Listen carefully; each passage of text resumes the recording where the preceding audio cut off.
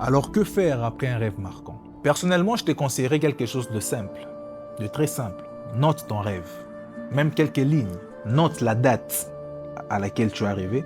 Note ce dont tu te souviens dans le rêve, les personnes que tu as vues, les personnes que tu as rencontrées, les événements, mais surtout l'émotion que tu as ressentie. C'est très important. Tu peux écrire par exemple, je me suis réveillé inquiet. Tu peux écrire par exemple, je me suis réveillé extrêmement heureux. Ou encore, je me suis réveillé nostalgique. Ou encore, tu peux écrire, je ne comprends pas pourquoi, mais je me suis réveillé profondément apaisé. Et fais cela régulièrement. Parce qu'au bout de plusieurs semaines, voire plusieurs années ou plusieurs mois, tu pourrais commencer à remarquer certaines répétitions dans tes rêves. Tu pourrais commencer à remarquer certaines émotions, certains thèmes, certaines situations. Et là, ton journal devient beaucoup plus intéressant qu'une simple recherche de « que signifie mon rêve ».